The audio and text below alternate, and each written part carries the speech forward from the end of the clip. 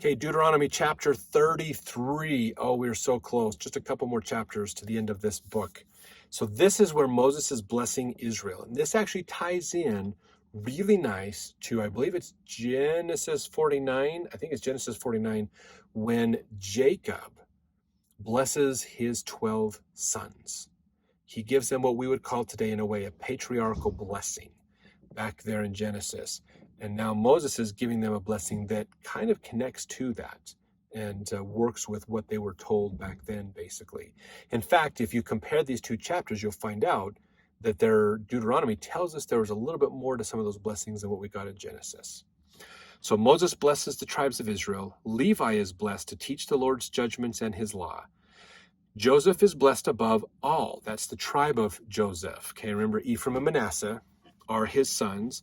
The Lord will gather Israel in the latter days. Israel will triumph. So the last chapter was the cursings. Remember, we've heard a lot about the cursings and things. Now this is the blessings. There's always the two opposing forces, two choices that we are given, basically. Verse 1, this is the blessing wherewith Moses, the man of God, blessed the children of Israel before his death. And he said, the Lord came from Sinai and rose up from Seir unto them. He shined forth from Mount Paran, and he came with 10,000s of saints. From his right hand went a fiery law for them. Yea, he loved the people. All his saints are in thy hand, and they sat down at thy feet. Every one shall receive of thy words. Moses commanded us a law, even the inheritance of the congregation of Jacob. And he was king in Jeshurun when the heads of the people and the tribes of Israel were gathered together. Remember Jeshurun from the last chapter. We learned that Jeshurun means upright, or the right side, right in the sight of God, basically. So they were pulled together. This is the congregation of Jacob. So Moses is bringing up, remember, like 450 some odd years ago, Jacob pulled his 12 sons together. This is after Joseph had been sold into Egypt and they had been reunited again, and they were brought into Egypt. Basically, Jacob blessed his sons. So there's a remembrance of this is coming up. So verse 6, let Reuben live and not die, and let not his men be few. So that's his. And this is the blessing of Judah. And he said, hear, Lord, the voice of Judah, and bring him unto his people. Let his hands be sufficient for him, and be thou an help to him from his enemies. So that's the blessing of Judah, which we know the tribe of Judah is the tribe that Christ is to come through. That was one of the blessings that Judah got. He wasn't the most righteous guy. You remember, he kind of slept with a prostitute someone he thought was a prostitute turned out to be his daughter-in-law. He wasn't the most morally best person, but he did repent, and he did try to come back, and he tried to do right among Joseph, if you remember those stories. And so he was blessed with that opportunity to lead Israel to where the Christ would come through his line, basically. Verse 8, and of Levi he said, let thy Thummim and thy Urim be with the Holy One, whom thou didst prove at Massah, and with whom thou didst strive at the waters of Meribah. Now Levi, remember, is the tribe who is the priests. They're not to own land, they're to manage the temple, to take care of the sacrifices and to put it all together, be the priesthood, the representation for the children of Israel, to help them to come to God, basically. The Urim and Thummim, they worded it backwards here, but a Urim and Thummim, if you remember right, this was a breastplate that the priest wore, big metal plate that sat on his chest. It had 12 stones, one stone for each of the tribes of Israel, and then on there are these two little spindles, like these little things that would like come off and had a little hook on them, and on those you could put two special rocks called it like a seer stone. These special white or clear rocks the priest could then look into and divine the future, divine prophecy, divine revelation, divine any secret, basically. So they were given as the priesthood, the Urim and Thummim, this opportunity. So this concept of Urim and Thummim existed back then, and they had this opportunity. Remember, the oldest known one that we've learned about, is the one from the book of Ether. The Jaredites, brother of Jared, was given 2 seer stones, and those were put in a Urim and Thummim that we hear about in the Book of Mormon. And they had this concept back here in the children of Israel's time as well. So now, verse 9, who said unto his father and to his mother, this is still Levi, I have not seen him, neither did he acknowledge his brethren, nor he knew his own children, for they have observed thy word and kept thy covenant. They shall teach Jacob thy judgments, and Israel thy law. They shall put incense before thee, and whole burnt sacrifice upon thine altar. Bless, Lord, his substance, and accept the work of his hands. Smite through the loins of them that rise against him, and of them that hate him, that they rise not again. So that's the whole blessing of Levi, basically. Now, verse 12, and of Benjamin, this is Joseph's 13th son, basically the last one.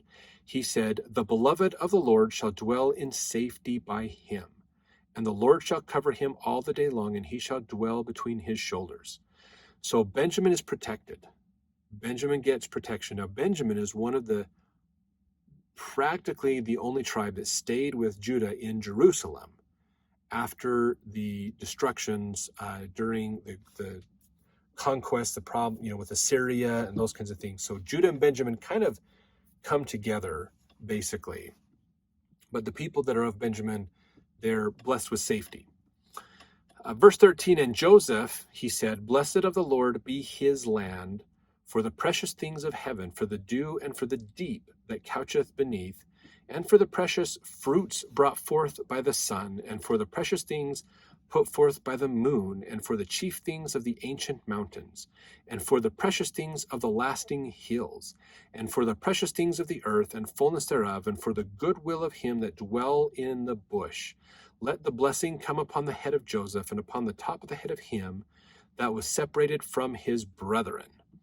So remember, Joseph was sold into Egypt, sold as a slave. He was kicked out, but Joseph stayed faithful to God.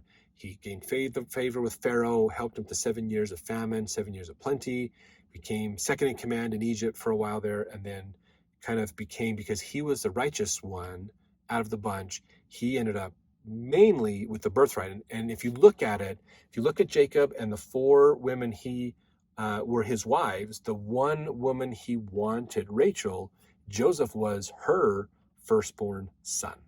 So Joseph ended up with the birthright. And Joseph was the righteous one out of all of them. And he's the one that helped Israel to be saved from the droughts, the big famines and things, the 7 years, and to save Israel, basically. It was all planned out. God had the plan in place to save Israel. God had it all taken care of. So verse 17, his glory is like the firstling of his bullock, and his horns are like the horns of unicorns. With them he shall push the people together to the ends of the earth. And they are the 10,000s of Ephraim, and they are the thousands of Manasseh. So remember, Ephraim and Manasseh are the 2 sons of Joseph. So Joseph's blessing gets distilled down into Ephraim and Manasseh as well, and they receive that. So if you look at this blessing, we learn the blessed be the Lord, blessed of the Lord be his land. So where Joseph, Ephraim, and Manasseh settle, that is going to be a blessed land. For the precious things of heaven, for the dew, and for the deep that coucheth beneath. So the land they get is like this promised land of flowing of milk and honey, a promised place to be. So we know from the Book of Mormon that Lehi and his family was of the tribe of Joseph. So they are part of this blessing, basically. Through Manasseh, if I remember right, it was that Lehi came through. If I'm wrong on that, let me know in the comments, but I'm pretty sure it's Manasseh. But he's a descendant of Joseph. And of course, we know that Joseph Smith was supposed to be in this prophecy from Joseph of Egypt, that a prophet will be raised in the latter days with his own name that would save them. And so Joseph Smith is part of the tribe of Joseph as well. Most people in North America are of the tribe of Manasseh or Ephraim. If you get your patriarchal blessing, that will tell you in there which tribe of Israel you are a descendant of. So that's which tribe are you a part of and the blessings that you get, basically.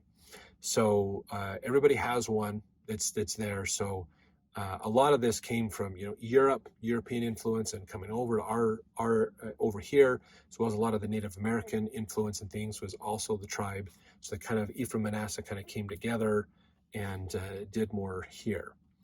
So this is really important. I think it's really interesting. And for the chief things of the ancient mountains, the precious things of the lasting hills. So this idea of ancient mountains, old places, places that have been around for a long time that have dwelt on. If you really look at it from a standpoint, at least of LDS philosophy, we believe that, of course, Adam and Eve, before the flood, were most likely actually in North America. Garden of Eden was in North America. And then when Noah and the boat came up, the boat moved over and then settled down in Mount Ararat in Turkey. And that's why most of the time we talk about how it's usually somewhere around Turkey, Mesopotamia, that life began. The life really started and emerged from there and took off. And so that's kind of what we believe, basically. So Adam and Eve were probably somewhere around North America, that they were around here. So some interesting ideas. Okay, verse 18, and Zebulun, he said, rejoice, Zebulun, in thy going out, and Issachar in thy tents. And they shall call the people into the mountain. There they shall offer sacrifices of righteousness, for they shall suck of the abundance of the seas and of treasures hid in the sand. So maybe those are groups of people who live more in the island areas and do more mining and other things as well, basically. Could have been a big role in the Bronze Age also. All right, and of Gad he said, blessed be he that enlargeth Gad. He dwelleth as a lion and teareth the arm with the crown of the head. So Gad, anybody who helps Gad, the tribe of Gad out, gets blessed, which is really good. Now he provided the first part for himself, because there in a portion of the lawgiver he was seated, and he came with the heads of the people. He executed justice of the Lord and his judgments with Israel. So that is Gad. Now the next one is Dan. And of Dan he said, Dan is a lion's whelp. He shall leap from Bashan. Remember, fruitfulness is Bashan. Naphtali he said, O Naphtali, satisfied with favor and full with the blessing of the Lord, possess thou the west and the south. And of Asher he said, let Asher be blessed with children, let him be acceptable to his brethren, and let him dip his foot in oil. Thy shoes shall be iron and brass, as thy days so shall thy strength be. There is none like unto God of Jeshurun, who rideth upon the heaven in thy help, and in his excellency on the sky. The eternal God is thy refuge, and underneath are the everlasting arms, and he shall thrust out the enemy from before thee, and shall say, destroy them. Israel then shall dwell in safety alone. The fountain of Jacob shall be upon a land of corn and wine. Also his heavens shall drop down dew. Happy art thou, O Israel, who is like unto thee, O people saved by the Lord. The shield of thy help, who is the sword of thy excellency.